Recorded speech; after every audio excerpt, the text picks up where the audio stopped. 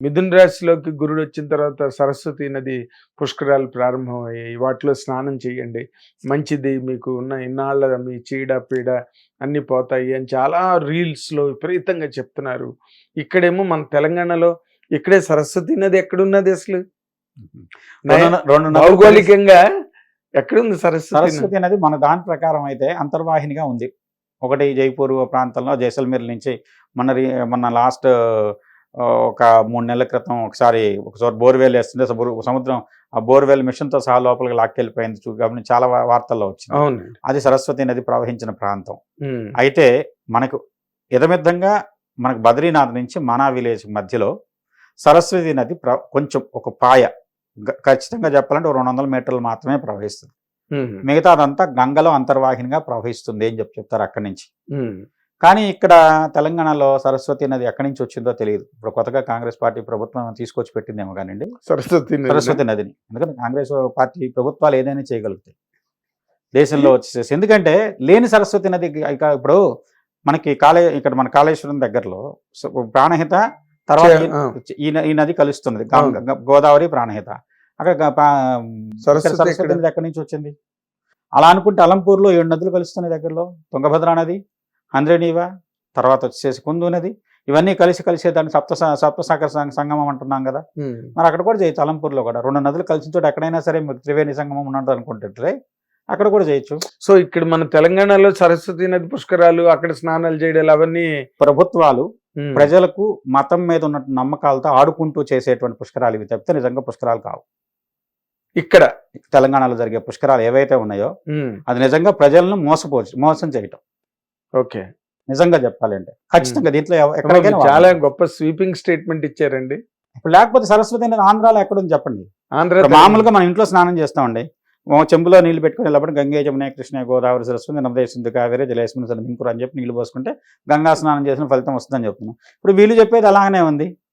ఆ నీళ్ళలో సరస్వతి నదిని ఆవాహన చేస్తాం కాబట్టి వచ్చేసేసి ఆ నీళ్ళలో మీరు చేసుకోవచ్చు. ఏ నది దగ్గరైనా ఇప్పుడు ఇవాళ ఏమైపోయిందంటే గంగ ఎందుకు పుట్టింది దాన్ని వదిలేసేసి ఎక్కడున్న నీళ్ళైనా గంగే.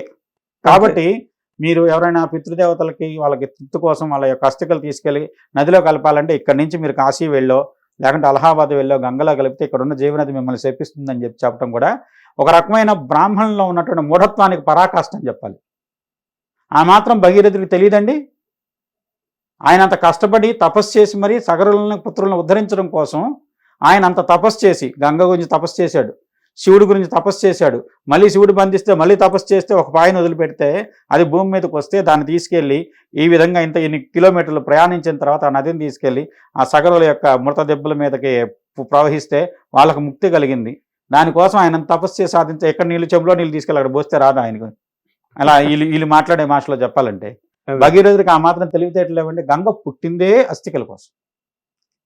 అలానే ఏంటంటే సరస్వతి నది గంగతో పాటు అంతర్వాహినిగా ఎక్కడైతే భాగీరథి నది దానికి అలకనంద నదిలో ప్రవేశించి అది బద్రీనాథ్కి మనా గ్రామానికి మధ్యలో ఒక భీమ్ పూల్ అని ఉంటుంది.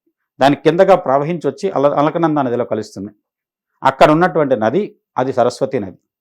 దాన్ని వచ్చేసేసి ఇక్కడ మనకి ఎక్కడి నుంచి వచ్చింది? కాళేశ్వరంలో కానీ ఇలాంటి తెలంగాణ ప్రాంతాల్లో సరస్వతి నది. ఏదైనా చెప్పడానికి అర్థం ఉందా? అది ప్రభుత్వం ఏదైనా కావచ్చు, కాకపోతే ఎవరు ప్రశ్నించట్లేదు. వాళ్ళు ఆడింది ఆట, పాడింది పాట అయింది. ఎందుకంటే మిగతా విషయాల్లో వీళ్ళు ఏలు పెట్టరు. కానీ హిందూ మతం అనేసరికి ప్రతి ప్రభుత్వానికి లోకు అయిపోయింది. వాళ్ళు ఏది చెబితే అది శాస్త్రం. వాళ్ళు ఇప్పుడు ప్రస్తుతంగా వచ్చేసేసి పుష్కరాల కోసం అందరినీ ఇక్కడ ఆహ్వానించి పెద్ద ఎత్తున వచ్చేసి ఇప్పుడు ఎలా అయితే అందాల పోటీలు పెడుతున్నారు అట్లనే రేపు వచ్చి భక్తి పోటీలు పెడతారు అక్కడ. నిజంగా కదా, అంతే జరుగుతుంది కదా. భక్తితో ఆడుకుంటున్నారు. ఏమి సంబంధం సరస్వతి నదికి ఇక్కడ ఉన్నటువంటి గోదావరి ప్రాణహిత ఏదైతే సంగమం ఉందో దానికి ఏ సంబంధం ఉంది? ఎక్కడైనా పురాణంలో ఒక చోట చూపెట్టమనండి. మనకి ఇతిహాసంలో కానీ శాస్త్రంలో కానీ ఏ శాస్త్రంలో ఎక్కడుందో ఎవరైతే దాన్ని నడుపుతున్నారో వాళ్ళని ఒక ఉదాహరణ చూపెట్టమనండి. అదేలేండి, నేను అందుకే అడిగా.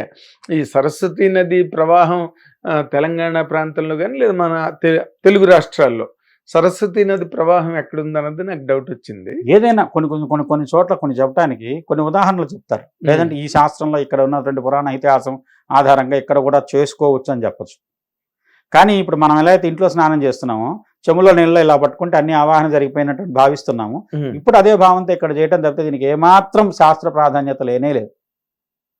పుష్కరాల పేరుతో ప్రజల యొక్క నమ్మకాలతో ప్రభుత్వాలు సొమ్ము చేసుకోవడం కోసం ఆడుతున్నటువంటి ఒక నాటకం అని చెప్పొచ్చు దీన్ని. ఏం స్టేట్మెంట్ ఇచ్చారండి. నిజం కదా. ఉమ్, ఉమ్. కావాలంటే వాళ్ళని ఎవరన్నా దీని గురించి నిర్వహించే వాళ్ళని ఒకరిని చెప్పమనండి. ఎక్కడి నుంచి వచ్చి కలిసిందో Saraswati You're ready for the debate. మాట్లాడదాం, ఏం తప్పేముంది. Okay. తెలియకపోతే తెలుసుకోవచ్చు విషయం. ఓకే. ఒకవేళ నా అవివేకంలో మాట్లాడుంటే నేను కనుక తప్పు అంటే మాట్లాడితే మనం అవివేకం అన్న పాయింట్ కాదు, కానీ భౌగోళికంగా సరస్వతి నది ప్రవహించే పరివాహక ప్రాంతం కాదు కదా ఇది. దాని పరివాహక ప్రాంతం ఎక్కడో ఉంది సరస్వతి. ఒకటండి, సరస్వతి భూమి మీద ఉన్నప్పుడు గంగకు కూడా విలువ లేదు. గంగా నదిని కూడా దానికంటే చాలా తక్కువ స్థానంలో చూశారు. భూమి మీద ఇవాళ ఏదైతే ధారాడారి ప్రాంతం ఉందో ఆ ప్రాంతం గుండా వెళ్ళేది సరస్వతి నది. ఇప్పటికి కూడా దాని ఛాయలు భౌగోళికంగా భూమి అంతర్గతంగా అంతర్వాహిని అని అందుకోసమే అంటున్నారు. అంతర్గతంగా ప్రవాహ మార్గాలు కనబడుతున్నాయి. ఆ సరస్వతి నదిని తీసుకొచ్చి తెలంగాణ ప్రాంతంలోనూ, తమిళనాడు ప్రాంతంలోనూ, ఇంకో రాష్ట్రంలో ఇంకో ప్రాంతంలోనూ ఒక చిన్న నదినో ఇంకో చిన్న పాయనో చూపెట్టి, ఇలాంటి కొండవాగునో చూపెట్టి అదే సరస్వతి నది అంటే ఎట్లా చెప్పండి? దానికి ఎంత ప్రాధాన్యత ఉంది? తెలియక దాని యొక్క పేరుతో వీళ్ళు ఆడుకోవడం తప్పితే నిజంగా వీళ్ళకి ఏమైనా చేసే చేష్టకి ఏమైనా అర్థం ఉందా? వెకిల్ చేష్టలాగా. అలాంటిది అనుకోవచ్చు. ఇంకా మత ప్రాధాన్యమైనటువంటి ప్రమాణాలను మీరు ఇష్టం వచ్చినట్టు మార్చి ఇక్కడ సరస్వతి నది ఉంది ఇలాంటి వచ్చేసి అయిపోతుంది. ఇక్కడ ఎందుకు తెలంగాణలో కూడా ఇటు పక్కన అలంపూర్ దగ్గర రెండు కలుస్తున్నాయి కదా, కృష్ణ తుంగభద్ర ఇవన్నీ కలుస్తున్నాయి కదా, అక్కడ కూడా చేద్దాం. ఏమైంది? తుంగభద్ర రెండు నదులు కలిసి వస్తున్నాయి, రెండు ఒకటి కాదు. అక్కడ ఆల్రెడీ 3 ఉన్నాయి. అందరినీ అక్కడే కర్నూలు పక్కనే కలుస్తుంది తుంగభద్రలో. అవును. ఏ సప్తనది సంగమం అని చెప్పేసి ఇప్పుడు మన దాంట్లో ఏదైతే ఇప్పుడు నాగార్జున శ్రీశైలం డ్యామ్ కట్టిన తర్వాత పెద్ద జలాశయం ఏర్పడింది కదా, దాంట్లో 7 నదులు కలుస్తున్నాయి. మనకి సంగమేశ్వరం అని చెప్పి శివాలయం కూడా ఉంది కదా. అవును. అక్కడ చేయొచ్చు. మరి 7 నదులు కలుస్తున్నాయి. 3 ఏంటి? సరస్వతి ఏంటి? సరస్వతి 7 రూపాయలు కలుస్తుందని చెప్పొచ్చు అక్కడ. అదే అంటే స్వేచ్ఛ తీసుకుంటే ఎంతవరకు తీసుకోవచ్చు కదా, లిబర్టీ తీసుకుని చెప్పాలి కాదు. మహర్షులే చేయలేదు ప్రయత్నం. మహా ఋషులే ఈ ప్రయత్నాలు చేయలేదు. వాళ్ళు ఎంతవరకు ఏంటంటే ఉన్న నది ఎక్కడుందో వెతుక్కొని అక్కడికి వెళ్ళి స్నానాలు చేశారు. వీళ్ళు కొత్తగా నది ఇక్కడ ఉందని చెప్పేసి అని సృష్టించి చేయట్లా. నిజం చెప్పాలంటే ఇది ఏంటంటే ఒకటి మన కుంభమేళాలతో ప్రభుత్వం కేంద్ర ప్రభుత్వం ప్రయత్నం చేసింది కుంభమేళా పేరుతో. దానికి ఒక అర్థం ఉంది. ఇప్పుడు ఇక్కడ సరస్వతి ఉందనే దానికి ఎక్కడుంది? ఆధారం లేదు. ఆధారమే లేదు కదా. చేసే పని ఓ రకంగా చెప్పాలంటే మేము ఏం చేసినా చెల్లుబాటు ఉందని చెప్పి ఆలోచన తప్పితే దాని శాస్త్రీయత కానీ మతపరమైనటువంటిది విశ్వాసం కానీ ఏమీ లేదు. మతపరమైన ప్రామాణికత ఏమీ లేదు.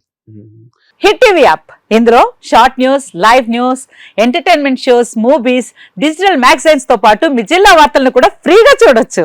అంతేకాదు కేజీ నుంచి పీజీ వరకు విద్యార్థులకు స్కాలర్షిప్ కూడా అందిస్తున్నాం. ప్రతి వారం 10 మందికి లక్కీ డ్రా ద్వారా ఒక్కొక్కరికి 10,000 రూపాయలు అందిస్తున్నాం. ఇంకెందుకు ఆలస్యం? వెంటనే హిట్ టీవీ యాప్ ని డౌన్లోడ్ చేసుకుని ఫ్రీగా ఎంటర్టైన్మెంట్ పొందండి. Hit TV app. Hit TV app. Please download hit TV app. Hit TV యాప్ని ఫ్రీగా డౌన్లోడ్ చేసుకొని ఎంజాయ్ చేయండి. మీకు నచ్చిన ఎంటర్టైన్మెంట్ కోసం హిట్ టీవీ యాప్ ని ఫ్రీగా డౌన్లోడ్ చేసుకుని ఎంజాయ్ చేయండి. హిట్ టీవీ యాప్ని డౌన్లోడ్ చేసుకుని ఆస్వాదించండి, ఆశీర్వదించండి. ఇంతమంది సెలబ్రిటీలు హిట్ టీవీ యాప్ ని డౌన్లోడ్ చేసుకోండి అని చెప్తున్నారంటే ఎంత మంచి యాప్ ఆలోచించండి. అమెరికాలో చదవాలనుకునే వాళ్ళకి విశ్వసనీయమైన పేరు మన శౌర్య కన్సల్టెన్సీ. UK లో 1 year masters. UK లో 1 year masters. 2 years work permit up to 5 years visa. Contact Saurya Consultancy. Contact 89851 89851.